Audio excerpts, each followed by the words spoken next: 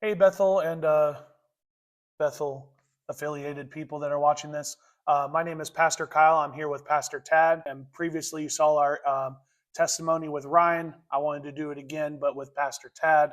He did share with us a brief version of his testimony in a sermon. It was very powerful. Heard nothing but good things about it.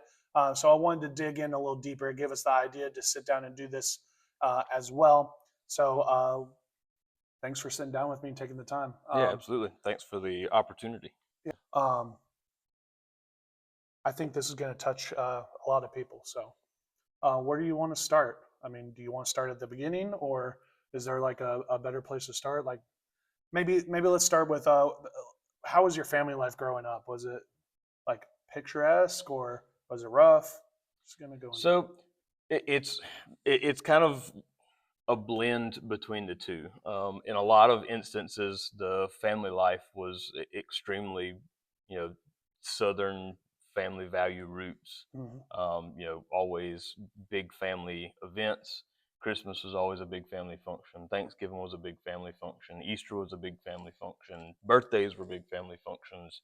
Everything happened. Um, it was always with a large group of the family. Okay. So we grew up in that aspect.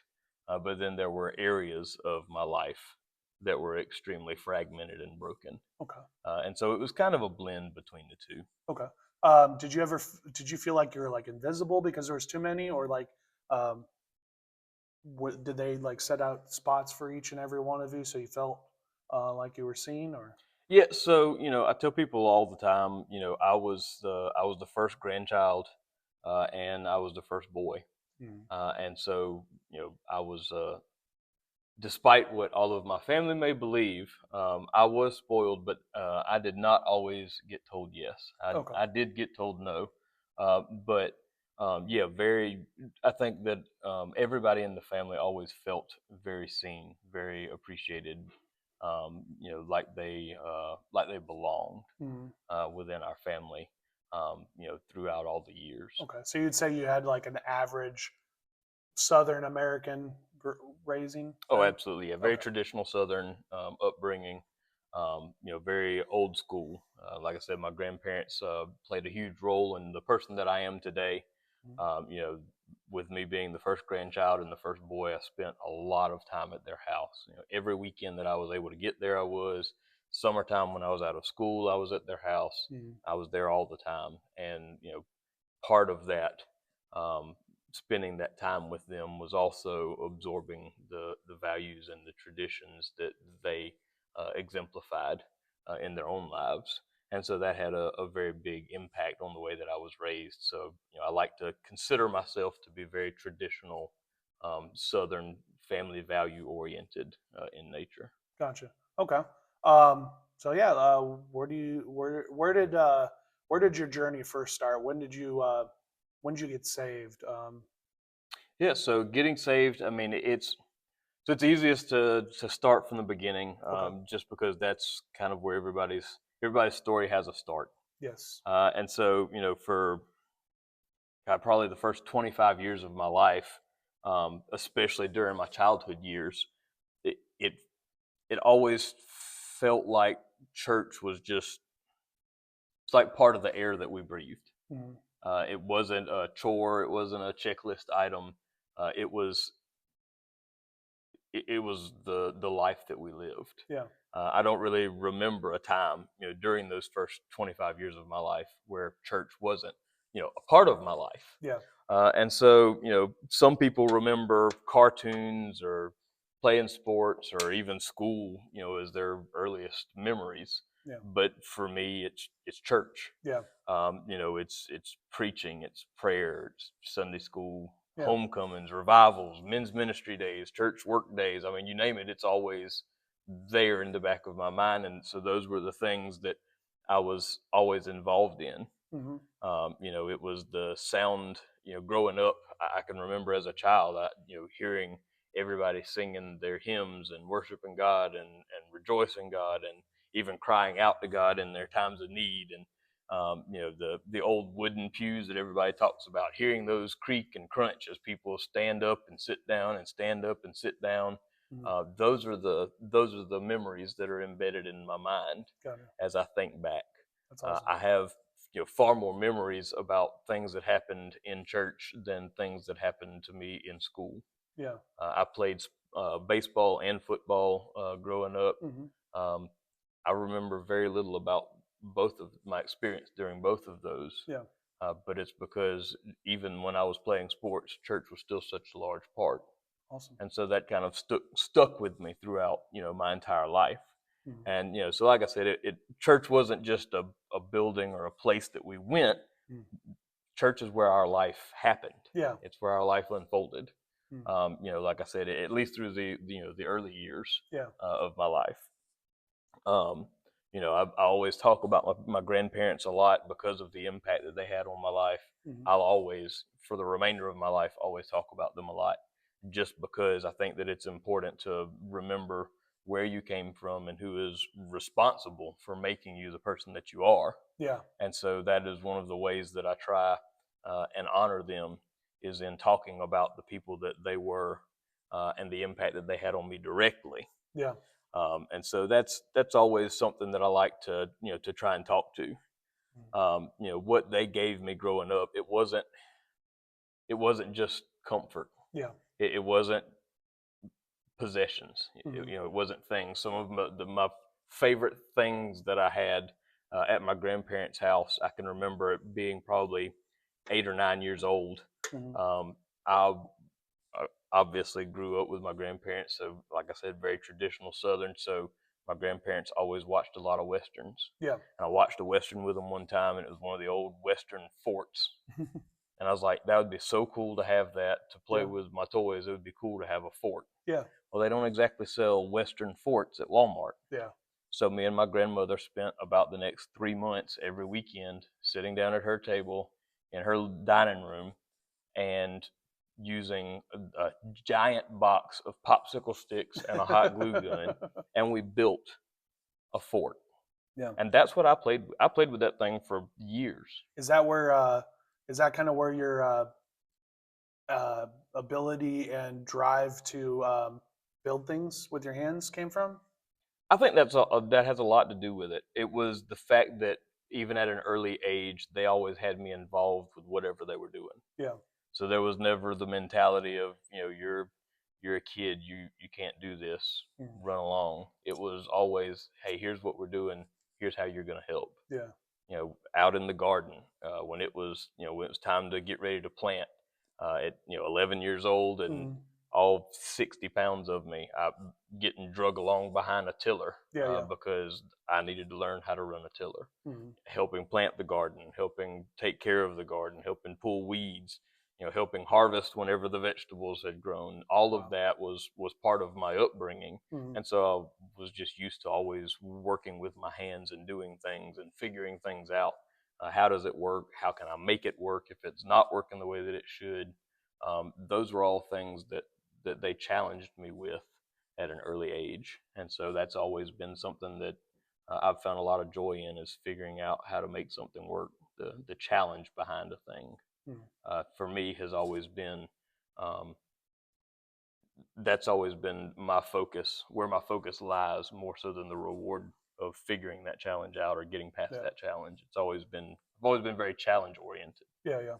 So it's safe to say that you were not raised by a screen. Oh no, absolutely not. No, I think I was 13 or 14 Mhm. before the internet Mhm. ever really even came around. Yeah. When that happened, when I was growing up, my aunt and uncle were the only people that I even knew that had a home computer, period, Yeah. but also had a home computer that had internet as well. Yeah. Yeah. And back then it was dial up. So I Mhm. remember the old modem screeching while you got signed in. And Yeah. The if good old days. somebody called the house 3 or 4 times Disconnected in a you. row, you get booted from the internet. I remember all of that growing up, but in in reference to the rest of my upbringing, it Yeah. played a very small role in my life. I Good. like to tell people I came in under what I like to call a transition generation. Yeah. Yeah. So I'm kind of split between the two, Yeah. so I can relate to both. Yeah. Same here. And I think that has a large part in my ability to connect with a wide range of ages of people as Yeah. well. So That's good. Good. So where we go from there? So, we go from there. You know, with my grandparents, the way that they raised me, obviously, I got it wrote here, and it says in Proverbs, 22:6, train up a child in the way that they should go, Yeah. and when he's old, he will not depart from it. You know how I am. I always like to look everything up in the Message, Yes. and in the Message it says, point your kids in the right direction, Hmm. and when they're old, they won't be lost. Yes. And as a child and even as a young person, I never really understood all of that. Hmm. I didn't really get the impact of it. I always thought it was, oh, well, they're just trying to teach me the Bible. Yeah. Yeah. But it's so much more than just teaching you words on a page. Hmm. It's teaching you the principle that's behind those Yeah. teachings. Yeah. And that's where the importance comes in. That's where the training part comes in. Hmm. Kids go to school to be taught things and learn things. Yeah. Kids don't go to school to be trained. Yes. Training happens at home. Yeah. And I think that's Agreed. where one of the greatest things that I received from my grandparents, especially, is that training. Yeah. Putting me through, again, those challenges. Hmm. You're not trained unless you're challenged. Yes. Yeah. And so that kind of all points back to that with them. Hmm. And so, they made sure that as I started off life, I had that firm foundation that you Yeah. always hear people talk about in the Bible. Hmm. Um, and even when I tried to walk away from God later on in life, it's clear to me now that that foundation was never shaken. Yeah. And so I followed Christ all through my childhood, through my teenage years, into my early 20s. Went to Bible college for a year because I knew that God had a calling on my life. Hmm. I had a foundation. Yeah. I had a firm foundation. Um, but that foundation doesn't mean that storms don't come. Yeah. And it doesn't mean that whatever you build on top of that foundation Hmm. isn't stupid. Yeah. That's true. As a kid, again, back to thinking about days spent with my grandparents, I used to spend a lot of time in the woods with a BB gun and a hatchet. Hmm. And I built tons of forts in the woods. Yeah. Yeah. And it was always the most fun thing in the world to get out there and build forts. Uh-huh. And, I was always stealing rope and twine and you just name it so that I could build my forts. Mm. Well, it wasn't until I was a little bit older that I understood that while the wood was a good building material, Yeah. using twine to hold it all together probably wasn't the best option. Yeah. Yeah. So, again, I had a good foundation. I had a good wood foundation for my forts. Yeah. But after a season of storms, I would usually come back to that fort collapsed in on itself and looking like a mess. Yeah. And so it's kind of the same thing in life when you look at it from that perspective as well. Yeah. Is oftentimes just out of a lack of experience, a lack of knowledge, and this is a word that our pastor loves to make everybody wince a little bit. A lack of self-discipline. Yes. Yes. Causes us to end up being those collapsed forts after Yeah. some storms in our own lives. Oh yeah.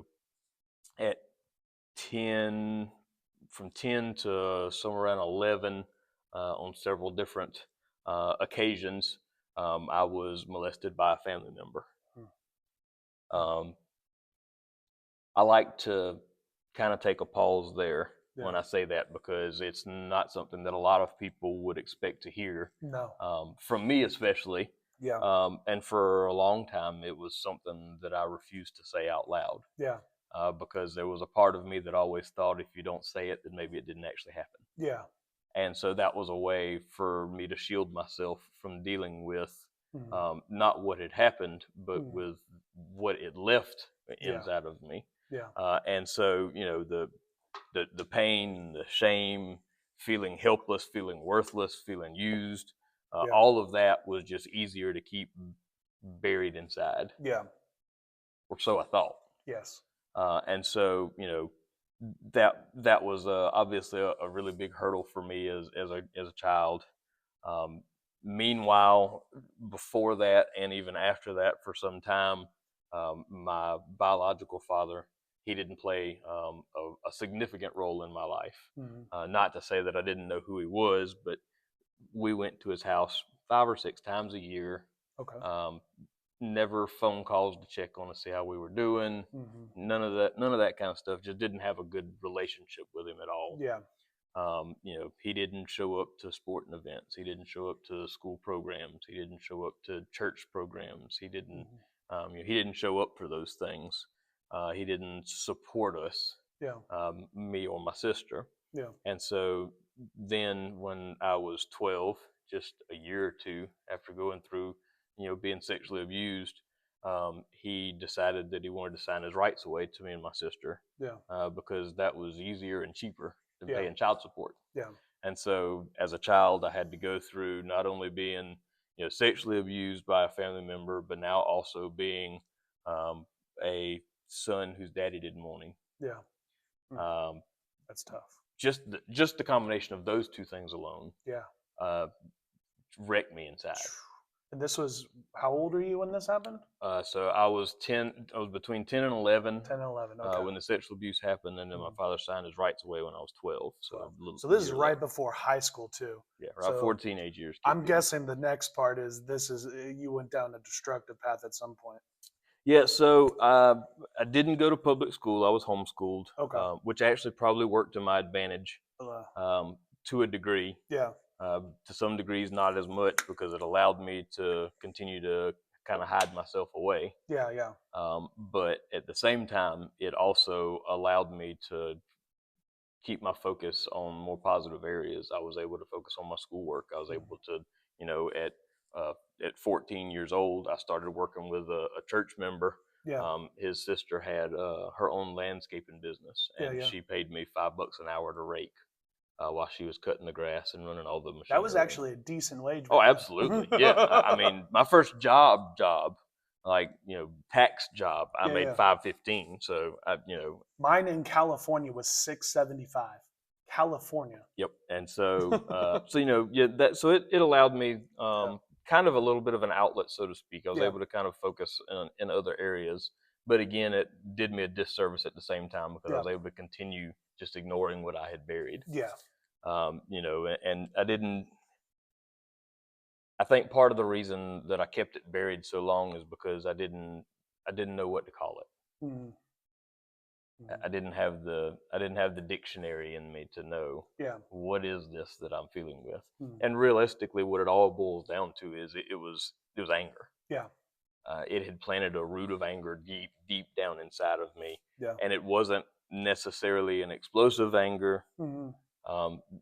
It was mostly a quiet anger. Yeah. The kind that's just always kind of under the surface, right there, waiting. Yeah, yeah. It followed me, through my teenage years, into adulthood. It followed me into how I reacted to and treated people. Yeah. It went into, it followed me into the mirror when I looked at myself. That anger changed how I saw myself. Yeah. Because every time I looked in a mirror, that's all I saw was anger. Yeah.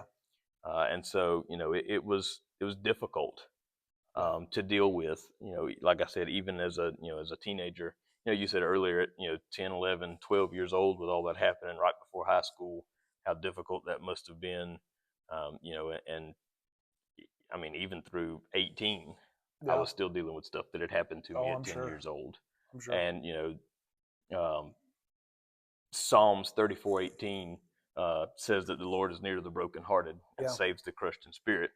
I didn't feel that way at 12 years old. Yeah, yeah. I didn't feel that way at 18 years old, if I'm being honest. Mm-hmm.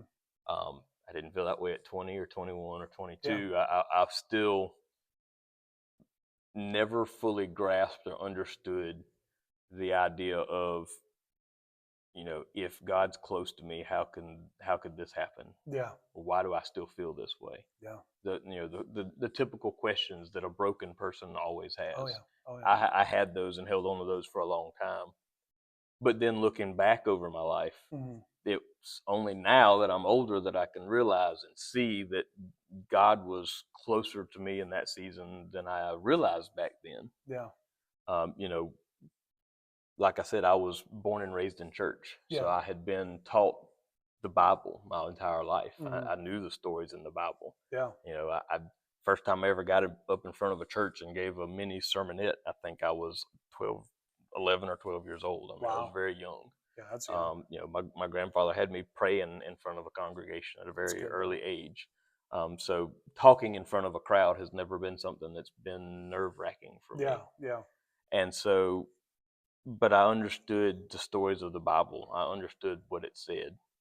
But one of the first clear examples that I really saw of a biblical principle actually came from my stepdad, Mhm. who didn't then and probably still now doesn't notice or realize that I saw a biblical principle in him Mhm. because he doesn't attend church. Mhm. But he had been in my life since I was a toddler, Yeah.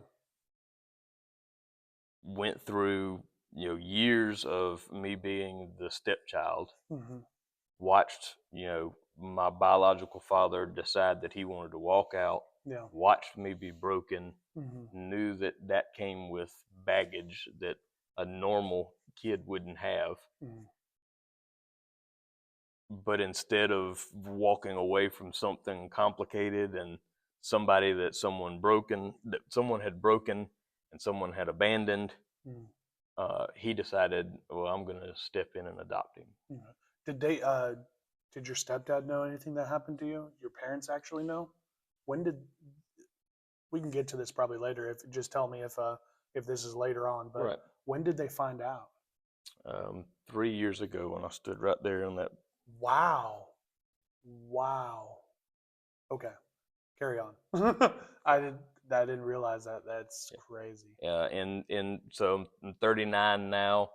So it's 36 before I had told anybody um, in real life. Wow. I'd had some friends on the internet that I had that I'd never met in person before, Yeah. and I had kind of talked with them briefly about the subject a couple of times, um, just to one, get it out there Yeah, somehow, yeah. but two, to see how I felt talking about it, to see if it was a situation where I was ready to talk to somebody about it, Yeah. and I just never was. Wow. Didn't To be honest with you, up until 3 years ago, I had already decided, well, I've made it 36 years. There's no reason telling anybody now. Wow. And so I decided not to say anything at all. You've been Um, holding it that long? yeah. That's like a therapist maybe? Did you go see a therapist about it? My therapy was talking to friends, Oh man. and so yeah, I mean, it was a lot of prayer, a lot of self reflection. Yeah. But yeah, no, it was, yeah, like I said, when I tell you that I was just messed up inside, Yeah. I really was for a long time. Yeah, yeah. And so my stepfather, he adopted me, Yeah. and like I said, that was one of the first biblical principles that really stuck with me here in this world, here on the earth, Mhm. um, because that showed me that biology isn't what makes somebody a father. Yeah. Sacrificial love does. Amen to that. And so watching him sacrifice the money that it took to adopt, Mhm. and then not only that, but sacrificing also, his name to Yeah. adopt me into, under his name and say, you're my responsibility forever now. Oh yeah. That kind of sacrifice is something that, oftentimes kids don't really understand the depth of it Yeah. until they're older and they have their own kids, and then it kind of starts to stick in. Yeah. But that was one of the best examples that really opened my eyes to what God's love is like for us. Yeah. Because no matter how discarded, broken, hurt, angry we are, Yeah. God always still steps in and says, Amen. no, no, no, no. Yeah. I want to adopt you in and give you my name. Yes. And so that shifted my perspective a little bit Yeah. in terms of what God's love is like. Yeah, that's cool. Um, you know, but um, met my wife, Amy, when I was 16 years old. Yeah. We started dating probably about 6 months later after we met. Her and my sister were actually friends, so my sister had talked her into coming to church one Wednesday night. And we kind of hit it off a little bit then, but it wasn't until several months later that any kind of real interest kicked in. And so 16 years old, that's when we started dating. 18, we got married. She got pregnant, had Chase. We started our family young. Yeah. I was only 18. Yeah. She had just turned 17, not long before Chase was born. Yeah. We were Very young. We were two kids. Yeah. That got married. Is what we were, and both of us, in our immaturity, thought our love will just cover everything. Love will carry us through. Yeah. Love will pay the bills. Love will fix what's broken inside of us. Love is gonna cover the pain, the hurt. People need to understand that love matters. Yeah. But unhealed wounds matter also. Oh yeah. And so that's one of the biggest things that I think that people do, an injustice, not only for themselves, but for the people that they say that they love, Yeah. is fail to face their unhealed wounds. Yes. Because, us getting married didn't fix anything in my life. Yeah. It actually exposed some things.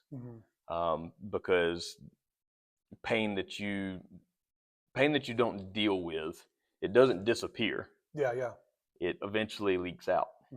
It's like shaking a soda. Oh yeah. Oh yeah. Eventually it pops, or it leaks out, or it starts, and so there's only so much pressure that it can take. And so it leaks. It leaks into insecurities. Yeah. It leaks into pride. It leaks into needing validation in places and people. Yeah. That you shouldn't always be looking for yeah. validation. And so I started to kind of believe that my worth was tied to who wanted me, who noticed me, Yeah. who affirmed me, who patted me on the head and said good job, or who told me that I was good looking, or whatever the case may be. Those were the things that I started believing my worth was tied to. Yeah. And so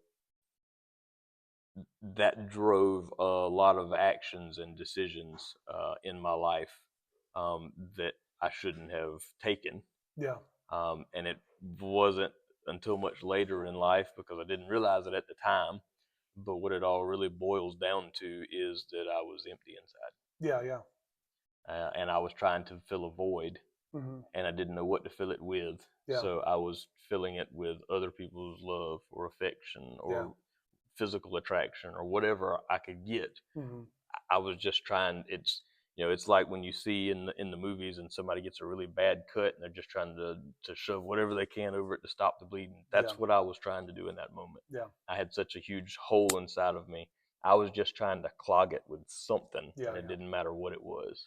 I just knew I needed that hole clogged up. I feel like that's a lot of people these days, especially in this world. Yeah, absolutely. Yeah. And so, I think that that plays a huge role in the way that people proceed through their life. And until people can realize that there is nothing in this world that will ever fill that hole. Yeah. You're going to continue down the same vicious cycle. Yeah. Over and over again. Of just trying to find something that'll clog that hole up. Yeah. Not realizing, okay, well, now the hole's clogged, but what do you do with the mess in the hole? And so, that's one of the things that I had to deal with. Yeah. And, in John, it talks about, how the thief comes to steal and kill and destroy. Yeah. But Christ says that I have come that you may have life, and life more abundantly. Yes. And see, for a long time, I didn't realize that the enemy wasn't destroying my life loudly. He was doing it quietly through those wounds. Yeah. Yeah. that I never dealt with, Mm-hmm. through the trash that I Yeah. tried to clog that hole up with. Yeah. That's where he was destroying it. Mm-hmm. I like to think of it almost like an infection in a cut. Yeah. Yeah. He didn't start straight hardcore, all gangrene, Yeah. and Yeah. now you're septic. It started off with a small infection. Mm-hmm. And if he could just get me to put enough band-aids on it Yes. without addressing the wound, Mm-hmm. eventually he could get enough infection in there that there was no coming back from it. Yeah. A little bit of yeast. And so, I didn't realize that. Yeah. And so dealing with that, going through, tons of different marital issues, 90% of them my fault, just because of, again, the things that I had not addressed within myself. Yeah. And so was already, going down a difficult road. Mm-hmm. And then also while dealing with that, that's when my grandfather got sick. Yeah. The man that was my hero. Yeah. Yeah. He is, when somebody says, when you think about strength, what do you think about? Mm-hmm. I think about my grandfather. Yeah. When you think about faith or Mm-hmm. faithfulness, what do you think about? I think about my grandfather. Yeah. When you think about consistency or who's somebody that was consistent, Mm-hmm. I think about my grandfather. And I watched him slowly deteriorate from cancer. My hero deteriorated. His strength deteriorated. Yeah. But his faithfulness and his consistency in his faith never deteriorated. That's awesome. And being able to watch somebody that I looked up to for so long and had been faithful to God for so long go towards something like that, that's when the anger really just got turned up a notch. Oof. Like, I was so mad because I can remember thinking in the dark of nights when nobody else was around and it was just me angrily talking to God. Yeah. I can remember saying in my own mind, if I love him enough that I would take this away if I could, why don't you? Yeah. And that thing stuck with me for a long time. Yeah. I couldn't get away from that question. Yeah. That question was the anchor, the concrete block that was tied around my feet in a sea of trouble. Oh yeah. And that question didn't pull me closer to God. Yeah. Yeah. It pushed me away. And you oftentimes you hear people when they talk about going through stuff like this in life, they always say things like, and that's when I drifted away from God. Mm-hmm. Drifting is something that happens naturally. Yeah. If I'd have had a paddle, you ran, sprinted. If I'd have had a jet motor on my boat, I'd have been going the opposite way as fast as I could. I didn't drift. It wasn't a natural drifting apart. I chose to separate myself because of my anger, because I felt like if you can't save somebody that spent their life dedicated to your service, what good are you to me? Yeah. Yeah, I can see that. And man, so I walked away. Yeah. And I felt justified in walking away in that moment. I was full of a lot of pride. I was convinced that I could handle this life all on my own. Yeah. I didn't need God's favor. I didn't need his grace. I didn't need his protection. You just leave me alone. I'm strong enough. I'll fight whatever's got to be fought. I'll get through this thing by myself. And for years, I tried. Yeah, and I think a lot of young men, I think it's circling back where a lot of young men are doing the same thing. That's why I think that your testimony is so influential, because it is literally what I would call the typical, what we see when a teen or a young man with family issues comes in and sees. So I think that's why this testimony is so powerful, is because it resonates with so many people. I think that it's easy for people to resonate because I can understand how heavy life can feel. Yeah. Yeah. Because I spent a lot of years with weak knees because I was trying to hold a weight Yeah. on my own that I was never meant to. Yeah. You know, it was like every time that I turned around, something was always breaking, something was going wrong, somebody was leaving, somebody was mad, something was always weighing down on my joy, on my peace, on my happiness, on my bank account, everything. And it just felt like constantly drowning. Yeah. Yeah. And so, because I spent so many years going through that and can relate to what that feeling feels like, Yeah. it's like you said, there are so many people that go through that, especially in today's world, because today's world is so heavy. Yeah. Yeah. And so I think that that has a lot to do with why, at least to some degree, I can usually connect with people, you know, on a more a personal or intimate level. Yeah. Yeah. Is because I'm not so sanctified that I forgot where I came from. Yeah. That's good. I'm not you know, I'm not one of those people that wants to ever act like I didn't come from brokenness, Yeah. because my job at, at at 12 years old, when my father walked out of my life and left me, I can remember laying in my room at night, upset and angry, and I can remember in those moments saying, as long as I have breath in my body, nobody that I ever encounter will feel like this again. That's strong. And so it has been my goal that every broken person that I encounter, that I even have an inkling, is dealing with internally the things that I hid from the rest of the world for many years. No. I gravitate to that kind of person. Yeah, and you actually can identify it because you've been there. You know Oh, what a to look million for. percent. People think that they can hide it. People think they can hide. They do a good job of hiding their brokenness. Yeah. I can look you in your eyes and see what's there. Yeah. Because it's familiar. Do you think that's like a like a gift that you were given, like the discernment gift? Absolutely. Okay. Yeah. And I think that's another part of it too, that it's difficult, because it's like, you know,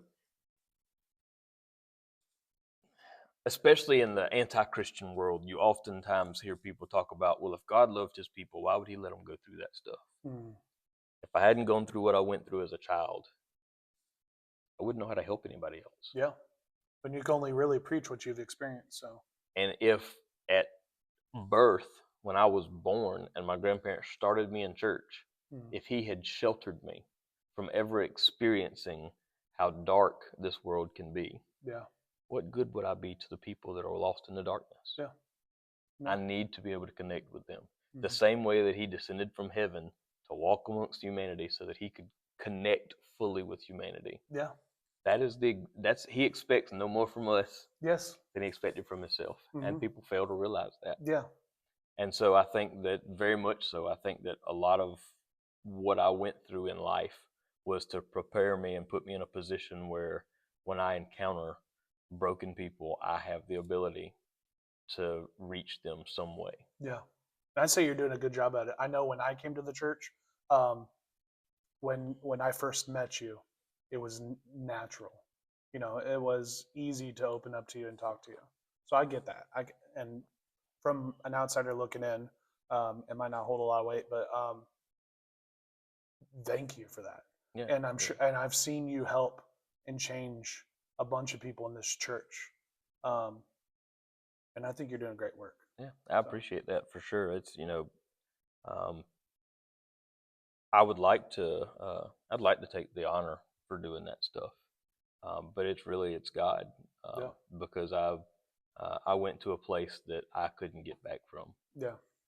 You know, he pulled me out of where I was, because he had a call on my life that I needed to fulfill, and saving me from that is what finally put the gas in the tank for me to start doing what I was called to do, and to help people. I don't need or necessarily desire a platform to do that from. I would, instead of having a lesson or a sermon to give to the masses, I would much rather sit in a one-on-one scenario. Tell me what's bothering you. Yeah, that's good. Why do you feel this way? So when did you identify this, like your calling? Was it just something that just naturally came? Yeah, I think it's something that's naturally came. It seems like people have always gravitated towards coming to me Mhm. for advice or for help or Mhm. to confide in me with things that they're not comfortable confiding in other people. Yeah. Because if there's one thing anybody that really knows me can tell you about me, it's that if you confide in me with something, it is going to the grave with me. Yeah. Yeah. Because I know what it's like to be a kid that has nobody to confide in Yeah. because you're scared that if you tell one, they'll tell all. Yeah. And so I just didn't talk to anybody. Mm. And so if that means that you need somebody to confide in and I need to be the bad guy because, oh, well, you won't tell me what they said, I'll just have to be the bad guy Yeah. because that person getting that out of them is Mhm. more important than you knowing what they had in them. Yeah. Yeah. And so Mm. that's That's actually powerful. that's one of the so that's one of the reasons that I always try and talk to people off to the side. I don't, if I'm talking and having a serious conversation with people, I don't want 3 or 4 other people around Yeah. Yeah. offering comfort and support to that person. Yeah. If that's going on, then that's a moment for comfort and support, Yeah. Yeah. Yeah. and that's the way that we'll handle the situation. But if there's something that needs to be addressed, that needs to be more personal, Mhm. I don't do that with other people around for that very reason. I want that person to know that they can trust me. Yeah. Yeah. I'm not here to make you cry because I want all these people to see you cry because of what I said. Yeah. Yeah. There are oftentimes words that the Lord puts on my heart to say to somebody that it may take me 3 or 4 weeks before I get the opportunity to tell them, Yeah. Yeah. because it needs to come in a natural moment, Yeah. and it needs to come when it is just a one-on-one Mm. atmosphere, Yeah. not when a bunch of people are around. Yeah. Because what I have to say to that person isn't for the rest of the Yeah. world. It's for that person. Mm. And so, oftentimes there are things that the Lord will tell me that I just have to jot down in my phone and save for later, Yeah. because I don't have the freedom to jump up on stage and say, Kyle, the Lord told me to tell you. If the Yeah. Lord tells me something, I'm coming to you. Yeah. I'm not going to do it from a platform. Yeah. That makes me real nervous trying to do that. It, And I can't do it. I just can't. I don't have that gift. and so it's and that's the other part of it too, is there is always the nerves of, okay, is this really the Lord, or is this just something that's popped in my head? Yeah. What if I'm wrong? Yeah. Yeah. That's a big one. It's that part is always nervous, and I think that the reason for that is because there's always uh, the doubt Hmm. that you're good enough for him to do it. Yeah. Yeah. I'm not good enough for God to speak through. Yeah. That's always in the back of my mind. Yeah. I'm not qualified. Hmm. I'm too broken. Imposter syndrome. 100%. And so dealing with that is always difficult. And you've got to learn to get yourself out the way. Yeah. Yeah. And so, those things are more difficult to me than talking in front of a crowd. Yeah. I can talk in front of a crowd. That doesn't bother me at all. Hmm. It doesn't matter to me if it's 15 or 1,500. Yeah. Yeah. I can talk the same way. Hmm. It's in those more intimate moments that I start to get nervous, because um, that's, like you said, when the imposter syndrome starts to kick in. Oh It's yeah. like, are these my words, or are these God's words? Yeah. And so it wasn't until a year or so ago that God told me, um, "What if I told you that your words are my words?" I was like, "Okay." And so from that point forward, now it's a little easier for me to trust what I Yeah. feel like I need to say to somebody, Yeah. because even if it's not direct voice of God, Yeah. if it's coming from within me, it's something that God has planted in me, Yeah. and that's its moment to release. Well, in the Bible, it says that the Holy Spirit will bring up ideas or things into your head that maybe you read but didn't you just stored it away somewhere, and like a database, it just comes out of you. So that tracks. Yeah, absolutely. And so that's that's something, like I said, that always is difficult. Even for somebody that was born and raised in church, Yeah. to deal with, Yeah. and to submit yourself to. Mhm. And so I didn't really start getting comfortable with that until we started coming to Bethel. Yeah. Outside of church, like I said, friends and family and extended friends and others always, would come to me and ask for advice or confide in me, or have conversations with me about things, and I always enjoyed that. But it wasn't always on a spiritual or biblical Yeah. Yeah. basis. Hmm. It could have just been life things, Yeah. and so um, we started coming to Bethel, uh, and that's when I could kind of feel the Lord starting to tug back on me again. Yeah. My grandfather got sick with cancer. Hmm. We thought he was in remission, so he started coming back up again.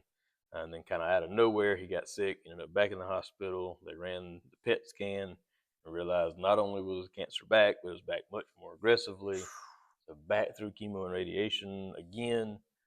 And from that point on, it was just a decline So until the end. yeah, that is rough because then you had to watch the decline again. Hmm. Um, but I'm really curious, what drove you guys to come back to church? Because I know you ran away. Yep. Like, was this a talking with your wife? Did she urge you to do it? Was God urging you to come back to church? It was my kids. Your kids? Yep, Chase and Garrett. They had started coming out here some on, especially on Wednesday nights.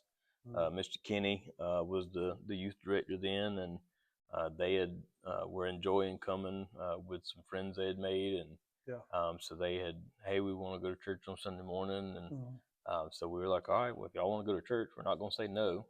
And so we came really just to bring them. Yeah. We weren't really looking for church at all. Did you Um, raise them? Did you raise them with like church concepts, or did you actually raise them in the Bible? And you guys did your own Bible study. Nope, it was pretty much just church Okay, concepts so growing what up. you learned from your grandparents, pretty much. Yep, Okay. yep. They both were, they were both raised in church and went to church consistently. Mm. Both baptized, at a young age. Yeah. But our home life wasn't always Christian. Mm. Um, we did the Sunday morning Christianity Yeah. for several years. Mm. And so, coming back into church, we had been out of church for a couple of years. We had shopped around at a few churches in the area, but none of them really felt like a good fit. Yeah. Yeah. And even the kids, didn't really feel like they fit in at any of them. So when they wanted to start coming here, my wife and I had both talked, and it was like, well, at least if the kids are enjoying it, at least they feel like they belong somewhere. Yeah. Yeah. And if they feel like they belong somewhere, we'll go regardless. Yeah. And so that's when we started coming. And, several months of attending church on Sunday mornings and Wednesday nights, and um, could really start to feel the Lord tugging on my heart, Mm. trying to pull me back into um, right living, Yeah. not just people. I think fail to understand. There's a difference between somebody who calls themselves a believer Yeah. and somebody that walks that belief. Oh yeah.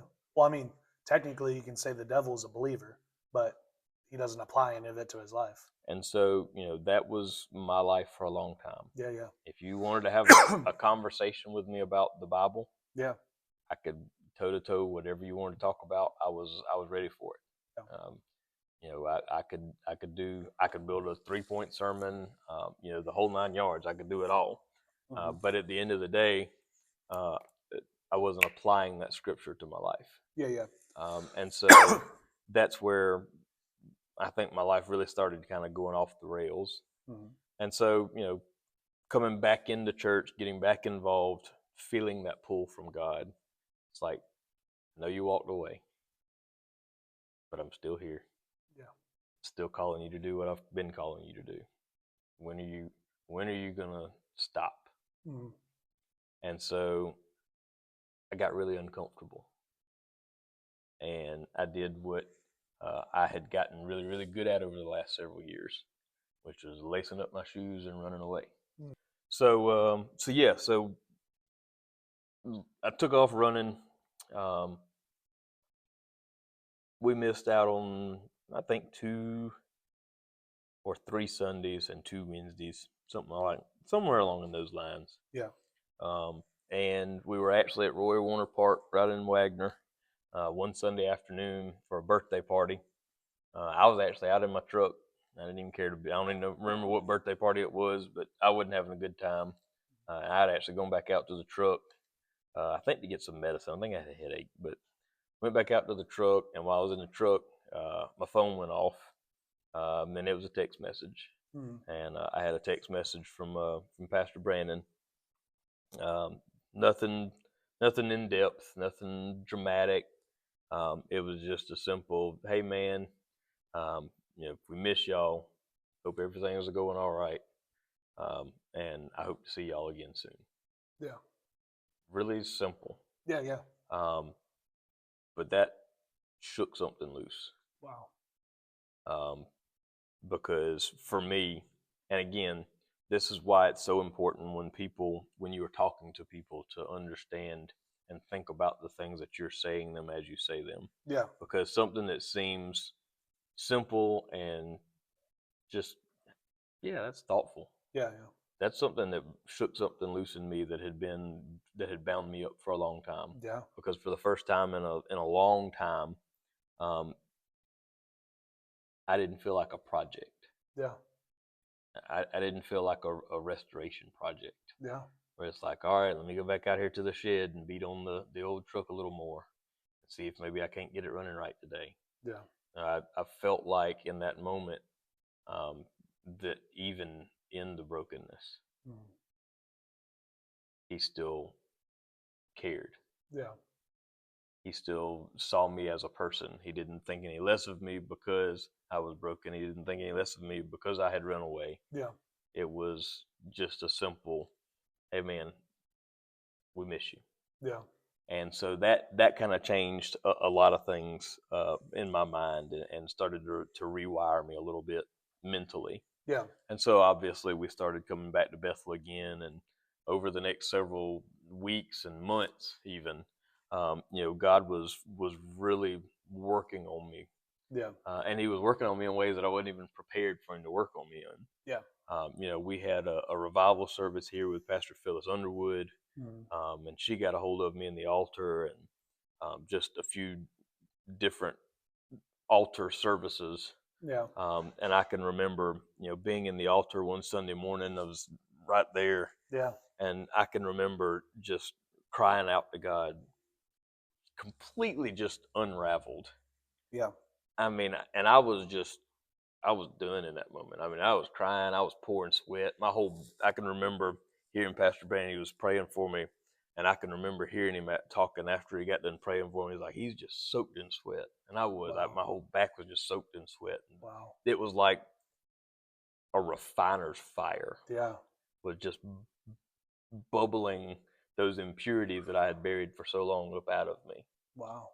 and I was just a wreck. Yeah. And then all of a sudden, out of nowhere, silence. Everything that had been loud in my head and in my heart for so many years Yeah. just went completely silent. Wow. And it makes me think kind of back to the Christmas program, Mm. and the special that they put on, and the Lord kind of coming in and casting the demons away. Yeah. It's like almost instantly that's what happened. I Wow. allowed Him to come back in, and the darkness had to flee. Wow. And it was instantaneous. It wasn't like it was a battle between light and dark. Yeah. Yeah. Once the light was there, the dark didn't stand a chance. Yeah. And so everything that it was in my mind for so long, that had been so loud and been so weighty in my life, had just dissolved in that moment. Yeah. Psalms 46:10 says, "Be still and know that I'm God." Mm. That was my still moment. Yeah. God said, when you stop running and you get still for a minute, I'll show you that I'm still God. Yeah. And in that moment, That's what he did. It That's- wasn't in a it wasn't in a miracle. Yeah. It wasn't in a, hey, I don't know how I'm going to pay this light bill. Mhm. It wasn't in, I've got cancer and I need to be completely healed. It was my mind is completely unraveled. Yeah. And if something doesn't happen soon, Yeah. it's going to snap. Wow. And God came in and was just like, okay, I'd say that's a miracle. and it's done. I'd say that's just as powerful of a miracle. And so that's the only way that I know how to describe that moment. Yeah. Yeah. I don't know how else to describe it in a way that would make sense. Yeah. And so I let God back in after shoving him out and locking the door and putting boards and couches and cupboards and dressers and everything else in front of the door I could to lock him out. I finally kicked all that stuff out of the way, let him back in again, Yeah. and things just started to kind of melt away. Mm-hmm. I had spent several years working out in a warehouse Yeah. in the summertime, Yeah. boiling hot, Mm-hmm. in the cold, or in the wintertime, freezing cold, constantly dirty, just covered in just grime and grease and dirt, Yeah. working long hours, getting my body beat to death on a forklift, all for low pay, Yeah. missing moments with my kids growing up, Mm-hmm. missing out on sporting events, missing out on school plays and school concerts and, big days and missing out on all of that stuff, missing out on time with my wife, missing those moments, all just for the sake of keeping the lights on. Because some weeks that's all I could afford to do was keep the lights on. Mm-hmm. And so even during that, God started to deal with me about obedience. Mm-hmm. And obedience is something that's it's a struggle as it is. Yeah. It's hard being obedient. Mm-hmm. It's more hard being obedient when you're still recovering from what you felt like was some betrayal. Yeah. And so, he was really dealing with me about obedience. Mm-hmm. And one of the biggest areas that, he started dealing with me about obedience was with my finances. Yeah. Yeah. And I didn't want to hear that. Yeah. Um, because I didn't have enough money to be obedient with my finances. And I think this is another thing that everyone goes through. And so that was a tough time. Yeah. It was a power struggle Mm-hmm. between God and I. Yeah. Yeah. Because every time that I heard from him Mm-hmm. for weeks, Yeah. I need you to be obedient with your money. Yeah. I don't have it, God. Let's talk about something else. I said, I need you to be obedient with your money. Yeah. God, I don't want to hear it. I don't have no money to be obedient with. Yeah. You see my bills. Mm-hmm. You see my paycheck. Mm-hmm. That's as obedient as I can get. Yeah. 1 + 1 = 2. That's as obedient as I can be. Mm-hmm. God said, I didn't ask you to do the math. I asked you to be obedient. Yeah. And so eventually I realized, well, I'm already struggling financially. Yeah. I might as well struggle financially obediently. Yes. And I think so, a lot of people need to get that. Just need to hear that. I'm telling you, it was probably one of the hardest things that I've had to do. I'm sure. Standing in front of a church full of 3/4 of the people that I didn't know, telling my life story that I hadn't told anybody, Yeah. was nowhere near as hard Mm-hmm. as being obedient with my money. Yeah. Yeah. And so, but I was struggling regardless. Yeah. Like, well, if I'm going to struggle regardless, I might as well struggle and give God some money. Yeah. And so, I talked it over with my wife and told her that, I was like, hey, we really need to start tithing. And she was like, I don't know how we're going to afford it, but you make the money, you control the finances. So if that's what you think we need to do, that's what we'll do. And so we started tithing. I didn't realize it until a year later. But God wasn't asking for my money. Mm. He was asking for my obedience. Yes. It just happened to be that money was the one thing that was hardest for me to be obedient with. Yeah. And so he just wanted me to trust him Yeah. and to be obedient to what he told me. Mm-hmm. So it wasn't about the money. Yeah. Yeah. People need to understand that when it comes to tithing, it's not about the money. Yes. God doesn't need your money. No. He can make things happen miraculously. Yeah. He Yeah. doesn't need your money. Mm-hmm. It's not about the need of money. It's Yeah. about the need of obedience and the need of trust. Yes. And so we did. We finally broke and decided, all right, we're going to be obedient. We're going to start tithing regularly. Now, did you start like really tithing, like actual 10%? Okay. I know some people that say they're tithing and then they'll tip, you know? Nope. So tipping was what we had always done before. Yeah. Yeah. I was in church, and if I had a 5 on me that Sunday or a 20 on me that Sunday, I would drop it in and go on. Yeah. Yeah. It wasn't until then that I told her, like, no, we're going to actually start tithing. Yeah. And so that's when we really started tithing. And so we started tithing probably 6 months after we made the decision to start tithing. Yeah. And really committed to it. Mm-hmm. And tithed without missing, 6 months straight. Yeah. Yeah. Even when it hurt, Mm-hmm. even when I had to go without some things. Yeah. Yeah. I was sitting in my office one day working. Had just come back from lunch, eating lunch, and my phone rang, and it was the plant manager, and he's like, "So you leave at 3:30, right?" I said, "Yes, sir." He said, "Come to my office about 3:00." Oof. Oof. That's the worst thing that could And happen. I was like, "Okay." He said, I just need to talk to you. I'll be here about 3:00. Okay. All right. Talk to you later. Bye. Click. Hung the phone up. I was like, what did I do? And so for the next 2 hours, 2.5 hours, I was going through my mind, just raking through weeks and weeks and weeks of work. Yeah. What did I screw up? Where did I go wrong? Did I do anything wrong? Did I forget something? What did I mess up? And so I was just constantly combing over everything to do with work and my job, trying to figure out where I went wrong and what I had done wrong. And I was praying to God, and I was like, God, I don't know what I did wrong, but I've been tithing you. Please, please make sure that I'm taken care of, because I don't know what I can do without my job. And just constantly just sweating bullets. Oof. And so 3:00 rolls around. I throw my out of office on my email, and I get up and walk down to his office. And I get in there, and I walk in there, and it's my boss at the time, and our HR manager, and him. That's even worse. And as I step around the corner into his office, he was like, "Oh, Thomas, you're here. Close the door and come on in." And at this point, I'm like, all right, I'm fixing to just pass out, and y'all just going to have to EMT me out of here, because I was really a nervous wreck at that point. Yeah.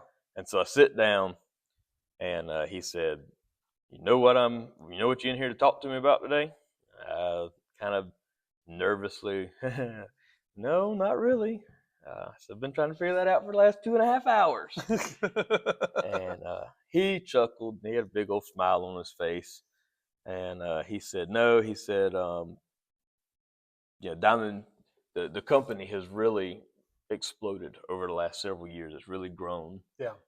And they have, realized that they need more support at the corporate level for the logistics. And so they're creating a position in the company to help manage the corporate logistics. And your name was brought up to be the first person to be offered that position, if you have any interest in it. Wow.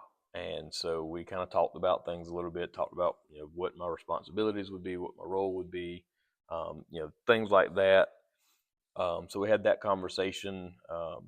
My boss finally got up and went on. The HR manager, she finally got up and went on. So it was, just me and the plant manager in there talking. And so we got talking a little bit more, and he's like, so he said, if it's something that you're interested in, he said, you don't have to give me an answer today. He said, but let me know. Yeah, and, yeah. and we'll start working out all the details. And, I told him, I said, well, I said, it sounds, like it's going to be a pretty good opportunity. I said, I got one question. He's like, okay, so is it going to come with any kind of a pay increase? Is it the same pay? What are we talking about? Yeah. And he said, well, you're going to start at this. Mm-hmm. I don't know how I kept a straight face. Did you accept it right on the spot? That was almost a 30% pay raise. Yikes. I tithed to God 10% for 6 months, and I got 30% in 12-month increase. You do that math. Yeah. Yeah, it's kingdom math right there. And so that just, that blew me away. And so I was like, all right, I'll think about it. And the next morning, I knew when I said I'll think about it, I already knew the answer to the question was yes, absolutely. Please give me more money. Yes, yeah. I'll do whatever I need to do. Please. I'm just happy I have a job still. Yeah, correct. Yeah. And so, so it was pretty wild. And so I was pretty excited about that. And, like I said, it came with a big raise, corporate level promotion, salaried instead of hourly. Mm-hmm. Then a couple of months after that, maybe 4 months after that, or 5 months after that, we started having a lot of contractors come in and out doing a bunch of work around the plant, and those guys were setting up equipment in closets and hallways and everywhere else, trying to just have somewhere that they can have a workstation. Mm-hmm. And I was like, I'm trying to cover 3 time zones, and doing that from a desk is difficult. So instead of trying to cover 3 time zones from a desk that's 40 minutes from my house, giving you, your 8 or 9 hours a day, why don't I just work from home, and I'll just give you that 40-minute each way of travel time in desk time. Yeah. And so I talked it over with my boss, and he's like, well, we'll give it a trial run. Yeah. And see how it goes. Mm-hmm. That was 3.5 years ago. Say it's stuck. And so, it's worked out great, not just for me, but for the company, because I'm much more available. Yeah.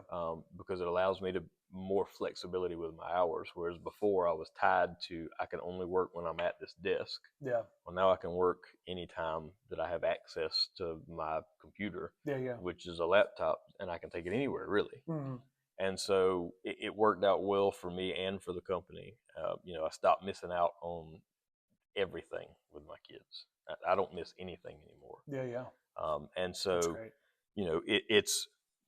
it wasn't just a moment of God providing for me. Yeah.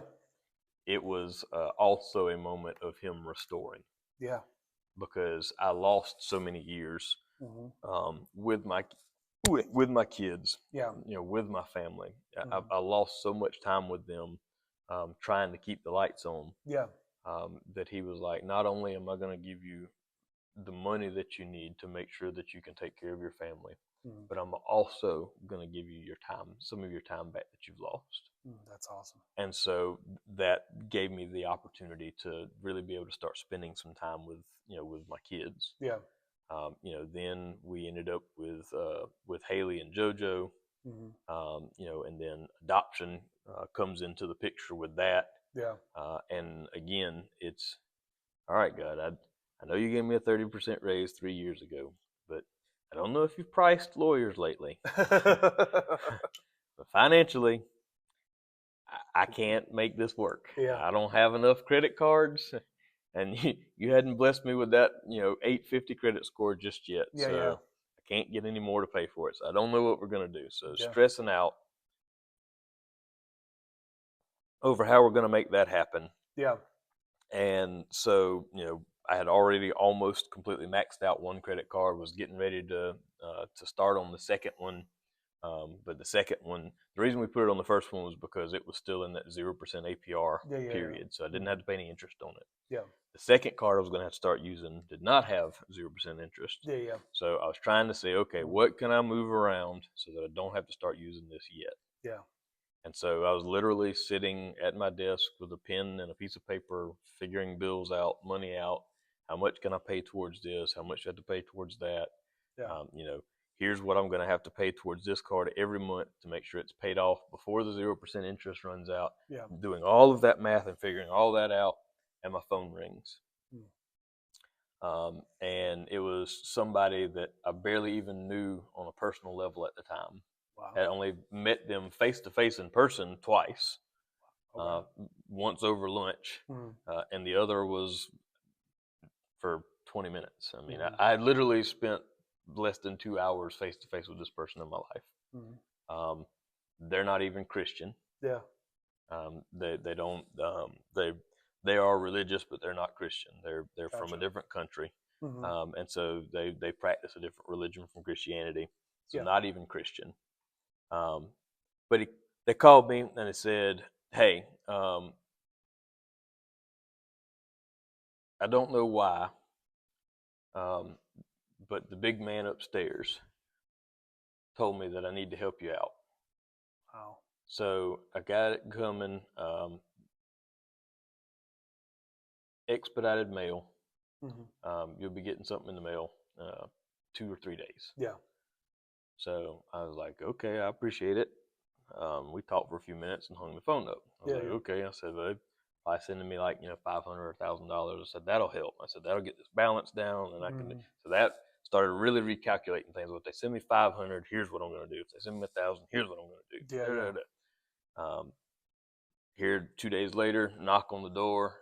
It's mail. It's signature required, delivery. So sign for it. Amy brings it in the room to me. She's like, "Here, this just delivered." I was like, "All right, thanks." And I kind of set it down and went back to what I was doing for a couple of minutes and finished up what I was doing.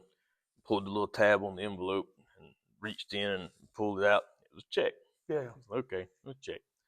And so I put the envelope in my little trash can and all that, and then I flipped the check over because when I took it out, it was face down, so I flipped it over. Yeah. And when I flipped it over, it was like a wave of emotion hit me, and it was all that I could do not to break down and just start sobbing in that moment. Yeah. That check was for $5,000. 5 times what you thought it would be. And in the memo said 1 of 4. That's a lot. I didn't feel excited.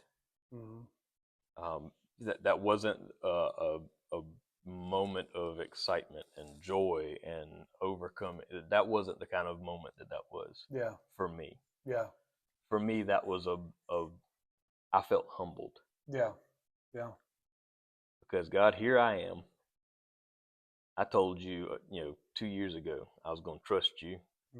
You gave me a promotion. You did everything you told me you were going to do. You restored time to me. I've been able to spend time with my family. I prayed for a little girl for years. Yeah. You gave me a little girl. Yeah. We're going through the process of trying to adopt her and make it official. And here I was sitting down with a pen and piece of paper trying to figure out how I was going to make this work. Yeah. Because once again, I didn't trust you to make it happen. Yeah. And this shows up. Yeah. God humbled me. Yeah. And so it was in that moment that I realized how little control I really have and how faithful God had been to me anyways. Yeah. And so today life looks different. Yeah. I don't stress about the things that I used to stress about. I don't worry about the things that I used to worry about. Sometimes I think that most of that stress transferred to my wife because she stresses about everything. But I think that just comes with the female gene. They just tend to worry more. Yeah. But for me, it's not a nonchalant, I'm not worried about it, or as a lot of the younger generation, it is what it is kind of mentality is what they like to say. Yeah. That's not my mentality anymore. Yeah. Yeah. Now my mentality is God has brought me through everything up to this point. Why would I think he wouldn't bring me through this one? I've got a never-ending list of things that he's brought me through and delivered me from. And a list with nothing on it that he hasn't yet. That's so good. That's so good. So life looks different. It's not perfect. No. It's not painless. Yeah. But it's honest. It's easy. because when you realize that you're not in control, you stop stressing over how you're going to control it, Mm-hmm. and you start trusting that the person that does control it is going to control it the way that they see fit, Yeah. and that whatever that way may be is Yeah. for the best. Mm. Which I think is the next part that we as humans struggle with, Yeah. is because when we look at things, we think what we want is the best. Yeah. Yeah. God's plan doesn't factor in what we want. Exactly. Exactly. And so, it's difficult. Mm-hmm. But then I look at my family, Mm-hmm.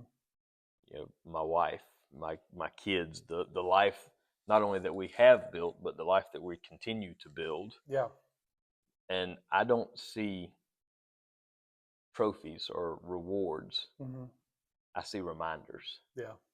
I see reminders of how patient God has been with me, Yeah. because I was such a knucklehead for such a long time with God. Yeah. How many times that He stayed when I walked away? Yeah. Because, man, the times that I walked away Mm-hmm. and just threw my hands up, I'm done with this. I can't do it anymore. Yeah. Duh, stupid. That's what I've been trying to tell you the whole time. You can't do it. Yeah, that's right. So, it's that's kind of how it works. And so in a way, I feel a lot like the prodigal son coming back to the father's house. Yeah. I spent my years in the slop, Mm-hmm. and now my wife and my family and my kids and my career, that's my ring and my robe and my sandals. Yeah. It's not the reward. It's Mm-hmm. the reminder of who I am and who I belong to. That's good. That's what those things are to me. Yeah. And so, when I talk to people about legacy, Yeah. your legacy isn't leaving behind your family riches, Mm-hmm. or a company or a fat life insurance check. Yeah. Those things are nice if you Mm-hmm. can do it. Yeah. Your legacy is what you leave behind within them. Yeah. What's their outlook on life? Yeah. What impact do they have on others' lives? Yeah. How do they view other people? And so those for me are the reminders that God has given me every day. That's so good. And so, it's proof that I didn't find God. Yeah. He just waited for me. Yeah. He didn't have to come find me. Yeah. He never moved. Yeah. I did. Mm-hmm. And so once I realized that, and I came back and I surrendered, real surrender. Yeah. Yeah. Not just, okay, God, I'll try to do better. No. God said, if you try, you're gonna fail. Mm-hmm. I need you to do better. Yeah. Make the choice to do better. Yeah. And when you surrender, surrender. Mm-hmm. It doesn't make your life easier. Yeah. Yeah. It makes trusting that it's all going to work out easier. Yeah. You still work hard. You still go through hard moments. Mm-hmm. You still go through hurts and pains and betrayals and people talking about you, and you still go through all of those things. Yeah. You'll never be free of being in the rumor mill. Yeah. You'll never be free of those things. You'll never be free of bill collectors. Yeah. Yeah. Debt. Those things are things that are part of this life that you are always going to deal with. Yeah. What it does is it gives you a peace in dealing with them. Mm-hmm. And so, honestly, up to this point, that's been enough. Yeah. And that's kind of where we are today, in terms of who I am as a person, and what my testimony is. Mm-hmm. My testimony is that again, I was born and raised on a good foundation. Mm-hmm. Screwed up the first build. Yeah. Had to get that house scrapped and start rebuilding. Yeah.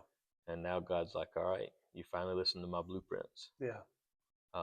So let's start working on the landscaping now. Yeah. That's great. And that's where it's at. And so now it's just continuing to remind myself to surrender to Him, do it His way, Mm-hmm. be obedient. Yeah. And so I try to be obedient, Yeah. whatever form that may come in. Yeah. If that comes in giving money for something, then that's what I do.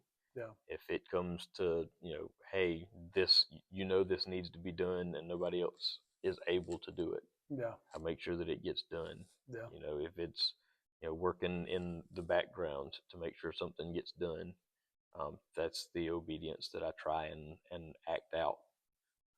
And it's purely because I know what life brings when you're not obedient. Yeah. I don't want to go back to that. Yeah. And so that's pretty much my testimony. That's where great. we're at today. It's led us to where we are today. And I like to think that with God being the God that He is, that this is only the beginning, Yeah. despite my being what most would consider medically now to be middle-aged, Mm-hmm. as much as that hurts me to say. Yeah. But knowing how God works, Yeah. and knowing how quickly He can make things happen. Yeah. Now I feel like I am finally positioning myself in life where I can actually start to walk out my calling Yeah. instead of Him conditioning me for my calling. Yeah. And so then chapter 3 is going to be walking in the calling. Yeah. I was built for the calling in my younger years with the foundation that my grandparents had. I ran from the calling when I got angry, and now it's time to walk in the calling. And Yeah. so that's what I would call this chapter of my life is walking in the calling. Yeah. And so now it's just building on the backside of the testimony. Yeah. To continue to show people how good God is. Yeah. Um, and He really is. Oh yeah. More so than I think people realize oftentimes. Yeah. Yeah. So, but that's pretty much it from a testimony perspective. That's an awesome testimony. That actually really touched me. So I know it's going to resonate with everyone that watches this, and I'm praying that God will take this far and wide because you never know. This could reach countries, like dozens of countries. But I do want to affirm in you. You talked about legacy, and I just want to speak that into you. So just to let you know that you've done a great job. So I used to teach Jeffrey, right? He would ask questions. He could teach the class at probably better than I could. But he was so humble that he would sit there and he would just reaffirm what I was saying and then follow up with it. Haley, right? She used to scare me, like legit scare me. And I'm a Marine. Yep. She's a tough cookie. But she is now one of the sweetest girls I've ever seen. Garrett, he has spoken into my life prophetically and been right several times. When I was just coming out of the ER, he just messaged me just to make me feel good. Yeah. Jojo, Christmas, Yeah. used to stand quiet. He is now, I would say, one of the mascots of this church. Yep. He is loved by everyone. He makes everyone smile. So that legacy you have built, and like you said, it's the beginning. But I feel like you're doing a phenomenal job. Yeah, I appreciate that. I thank you for that, and for anybody that stuck around long enough to reach this point in it. I want to take this opportunity just from the platform, so to speak, while I've got it, and invite you to find a church family. We would love to have you here at Bethel for sure, but if you are in a season of your life where you are angry or running from God because of things that have happened in your life, understand that He has never left you, and that He's just waiting for your return, and that whatever it is that you're dealing with, not only will He help, but He will also put people in your life that will help you.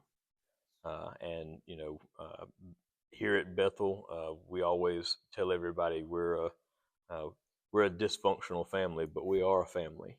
Amen.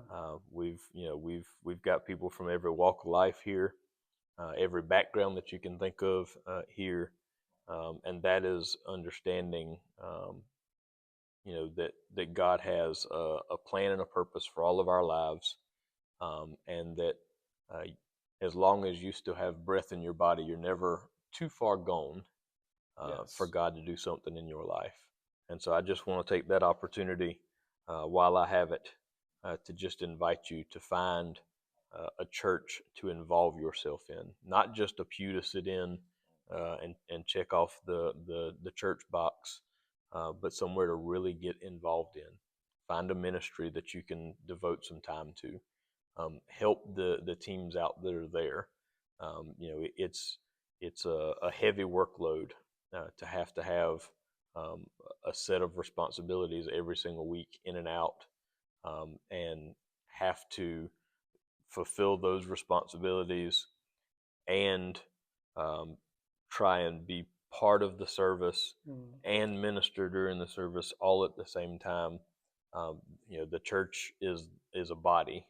The one finger can't do all the work. Come on. Need some more parts.